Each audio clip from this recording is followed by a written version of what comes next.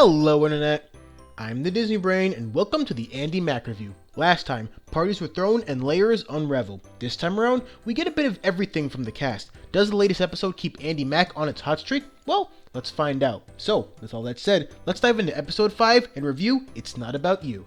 As has become an Andi Mack standard, we start things off right where the previous episode ended, with Bex confronting Ham about Andi's father. As it turns out, Andi's real dad knows about Andi, but just like Andi herself for a time, assumed that Ham was a real father, which may end up overturning my speculation from last week regarding who Andi's father will end up being as a person. Interestingly enough, Andi isn't really involved in the plotline that comes out of this, even though she definitely heard the two talking incredibly loudly about the one subject she's constantly bringing up. The next day, the trio of friends are talking before Jonah invites Cyrus to hang out with Amber and Iris. As we learned from the last episode, Iris is interested in Cyrus, despite Cyrus drawing a blank on who she is. We also get some insight as to the complicated family history that Cyrus has. Now, I don't really think anything in this episode either confirms or denies what we've all been only guessing at with regards to Cyrus's leanings, but I'll just let this scene speak for itself. Make of it what you will.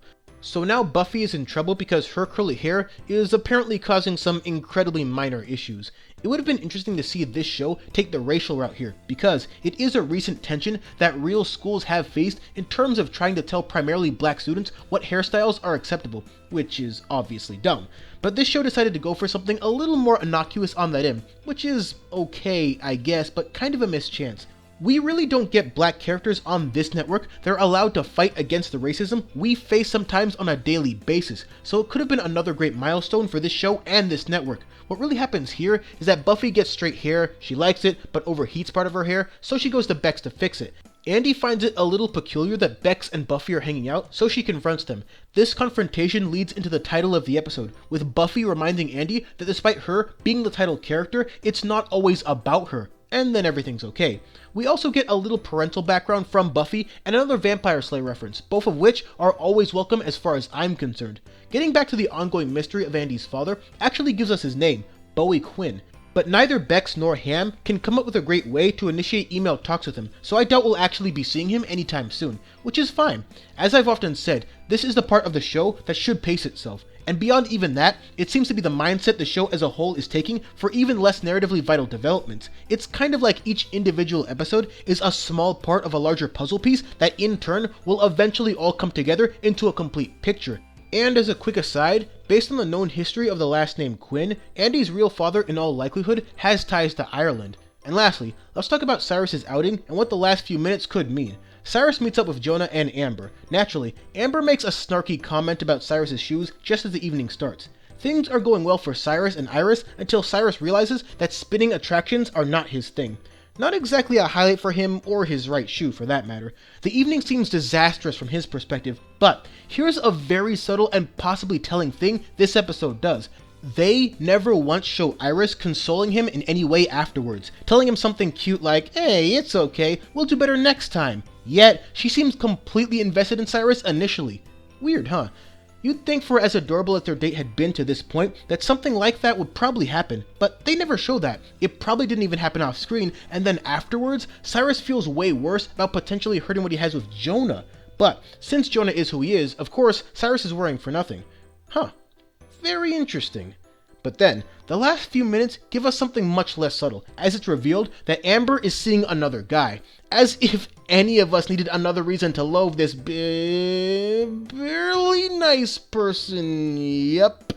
Not to mention that Jonah, who's been the chillest character in this series so far, is literally the last guy who deserves any of this, which we'll dig more into next week when that drama becomes a central point of focus.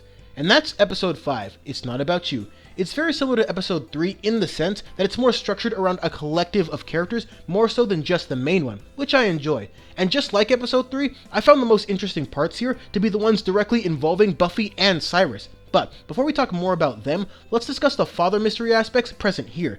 It's actually way more underplayed here than in other episodes, despite an entire plot thread being devoted to it. But what I think made it work is having just Ham here without Grandma Cece this time. She's a good character, don't get me wrong, but I thought giving Ham some space to be the only parent for an episode was a welcome change of pace. It also allows for the development of completely different dynamics, and doesn't take the chance of the Mac-Woman dynamic being overplayed, even though I don't think it is. And if nothing else, it proves that both Ham and Cece work well as a pair and as individuals.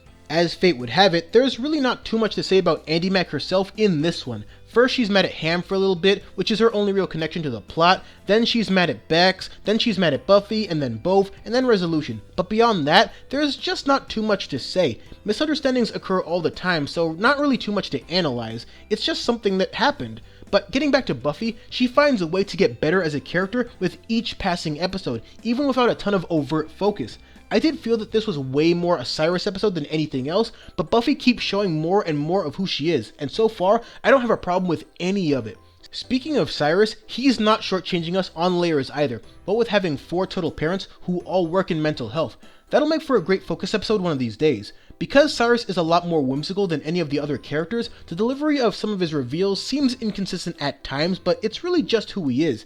He's certainly not going to break down and cry when mentioning something as significant as the divorce of his parents, at least not yet.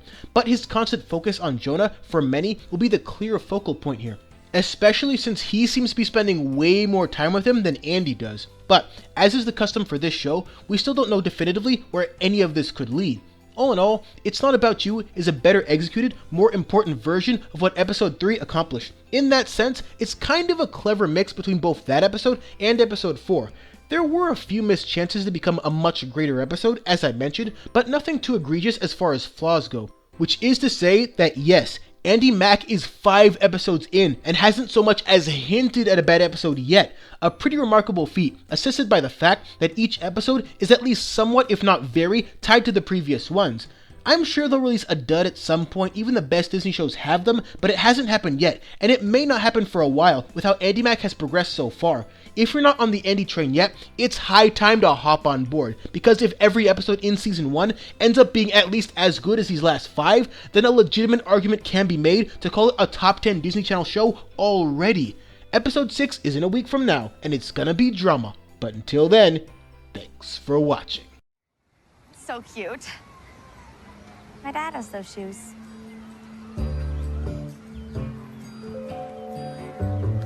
Damn, Daniel!